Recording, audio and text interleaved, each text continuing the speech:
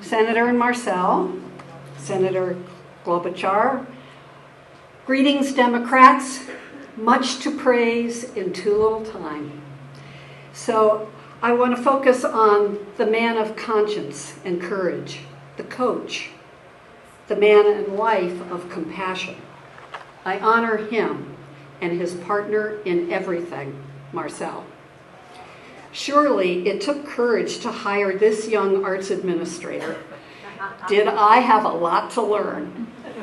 One way I learned was by traveling the state with the Senator and Marcel, listening to Vermonters.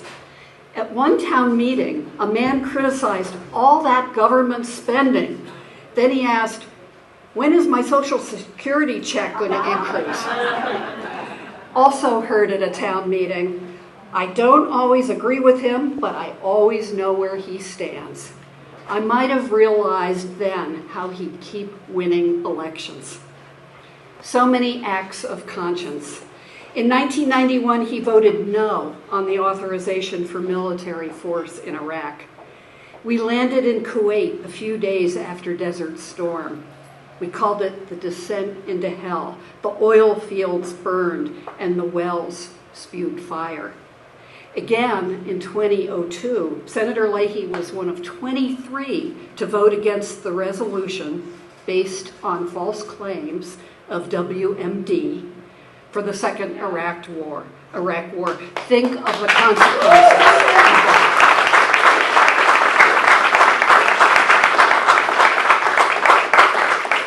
Man of courage. He organized the first congressional delegation visit to Tibet after the violent resistance to Chinese rule. While there in Lhasa, we collected names of Tibetans who were imprisoned or who had disappeared. The senator met with the Chinese governor in a cold Soviet-style building. He brought out the list of names. Suddenly, all the lights went out. They were so sorry that the meeting was over. Those names did get passed on. I always wondered what happened to our informants. We were followed everywhere. Moved by compassion and using his influence as chairman of the Foreign Operations Subcommittee, he created the Leahy War Victims Fund in 1989. And in 1992, he passed the Leahy Law to ban landmines. Of course.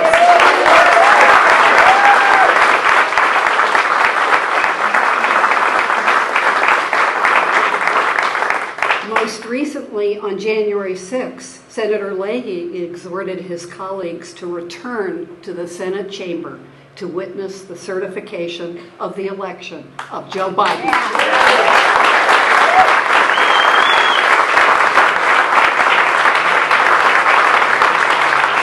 Now, back to 1986. What elation on that election night to say, congratulations, Mr. Chairman.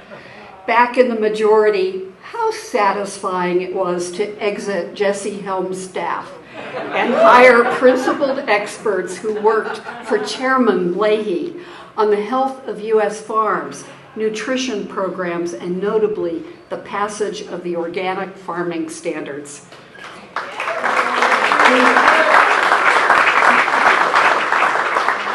He's taken each Supreme Court appointment extremely seriously, meeting directly with the nominee and keeping his own counsel. 18 in his career, and his chief counsel and I worked on 6.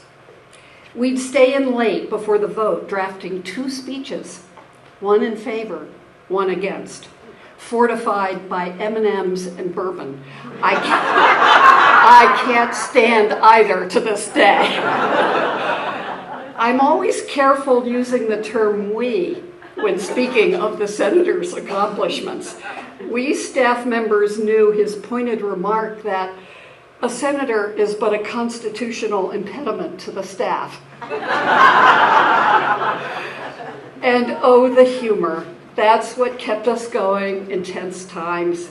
He loved to quote a mayor of Washington, D.C., who called him the rinky-dink senator from the state nobody ever heard of. And we all know that Lake Champlain really is one of the Great Lakes.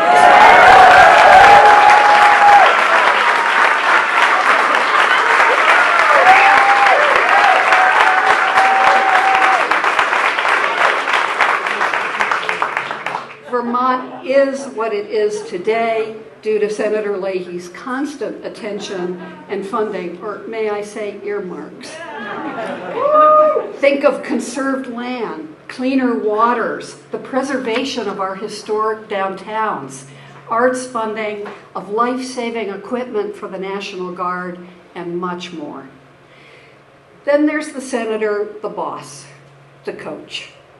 You'd sit across from him in his office, decorated with Vermont art and his own vivid photographs, put your memo on the table between you, and then he'd lean forward, stab it with his finger, and say, "You have a typo in the third paragraph."